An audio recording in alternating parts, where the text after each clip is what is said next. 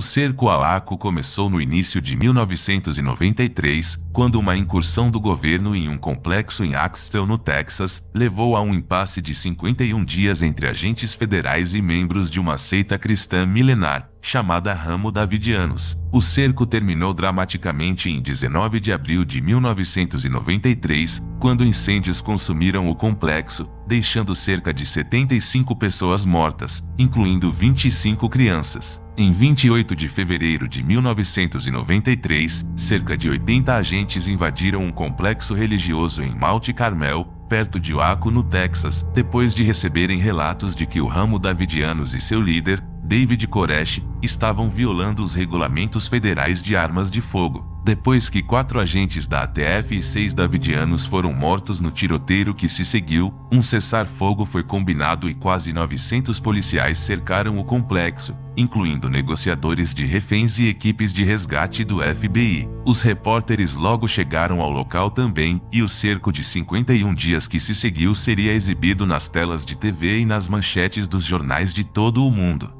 Apesar de algumas negociações bem-sucedidas, os davidianos enviaram cerca de 2 dúzias de crianças em troca de comida e outros suprimentos, porém muitas crianças permaneceram no local, muitas delas filhos de Koresh com várias mulheres. Na década de 1930, um membro descontente da Igreja Adventista do Sétimo Dia chamado Victor Houteff se separou e fundou o movimento davidiano. Após a morte de Houteff, Ben Roden liderou uma ramificação do movimento conhecido como Ramo Davidianos, que assumiu o controle do assentamento original de Houteff no Monte Carmelo, perto de Waco, em 1962. Acreditando que a Bíblia é literalmente a palavra de Deus, o Ramo Davidiano buscou nela pistas sobre o fim do mundo e a segunda vinda de Cristo, conforme contado no livro do Apocalipse. Roden morreu em 1978, deixando sua esposa, Lois, como profetisa-chefe da seita. Em 1981,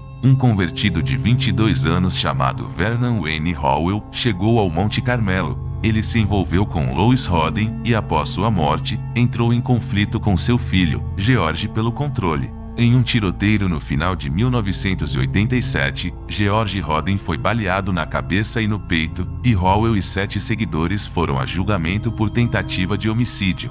Os outros 7 homens foram absolvidos, e o caso de Howell terminou em um julgamento anulado. Em 1990, tendo afirmado o controle David Koresh. Koresh é a tradução hebraica de Ciro, o antigo rei persa que conquistou a Babilônia e permitiu que os judeus retornassem a Israel. Em suas negociações com o FBI durante o cerco de Waco, Koresh afirmou que ele era uma figura messiânica profetizada na Bíblia e que Deus havia lhe dado seu sobrenome. Ele ameaçou com violência aqueles que o atacassem e a sua família, mas afirmou que os davidianos não estavam planejando um suicídio em massa. Para os davidianos, Koresh era o Cordeiro, o único, de acordo com o livro do Apocalipse, digno de abrir os 7 selos e revelar ao mundo a totalidade dos ensinamentos da Bíblia. Essa identificação permitiu que Koresh justificasse algumas de suas práticas controversas, mesmo dentro da seita, incluindo várias esposas espirituais, algumas supostamente com apenas 11 anos de idade.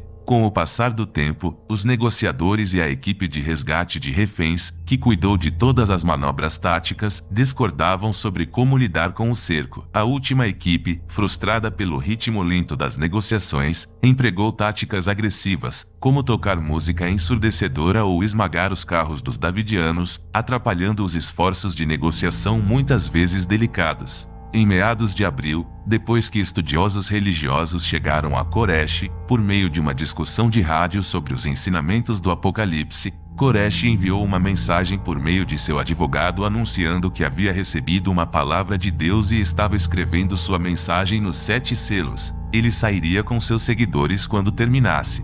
O FBI, não convencido, decidiu agir para acabar com o cerco. Embora inicialmente relutante, a procuradora-geral Dennett Reno acabou aprovando um plano para disparar gás CS, uma forma de gás lacrimogêneo, no complexo do Monte Carmelo para tentar expulsar os davidianos. Pouco depois das 6 da manhã de 19 de abril de 1993, Agentes do FBI usaram 2 tanques especialmente equipados para entrar no complexo e depositar cerca de 400 contêineres de gás dentro. Logo após o término do ataque, por volta das 12 horas, vários incêndios eclodiram simultaneamente ao redor do complexo e tiros foram ouvidos no interior. Precauções de segurança impediram que os bombeiros entrassem no Monte Carmelo imediatamente, e as chamas se espalharam rapidamente e engoliram a propriedade. Embora 9 davidianos tenham conseguido escapar, os investigadores encontraram mais tarde 76 corpos dentro do complexo, incluindo 25 crianças. Alguns deles, incluindo Koresh, tinham ferimentos fatais à bala, sugerindo suicídio ou assassinato-suicídio. Desde o início, a forma como o governo lidou com o cerco de Waco, que se espalhou pela mídia nacional e internacional, foi fortemente criticada. Reno assumiu a responsabilidade pelo ataque fracassado, admitindo mais tarde que não havia evidências de abuso infantil em andamento dentro do complexo, que havia sido uma das justificativas para ordenar o ataque com gás.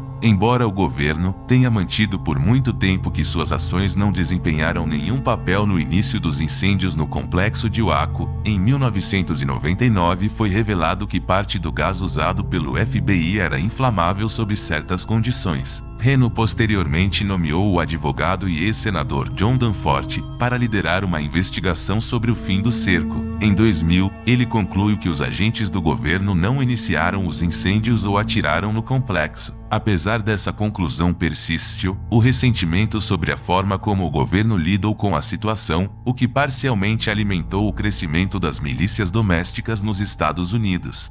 O cerco de Waco é frequentemente citado pelos críticos do governo como exemplos de exagero e intrusão de autoridades federais. Em abril de 1995, no segundo aniversário do fim do cerco de Waco, um militante chamado Timothy McKeeve usou um caminhão carregado com cerca de 2.170 quilos de óleo combustível e nitrato de alumínio para atacar o edifício federal Alfred P. Manley, na cidade de Oklahoma. Com um total de 168 pessoas mortas e cerca de 850 feridas, o atentado de Oklahoma foi o ataque terrorista mais mortal nos Estados Unidos até aquela data.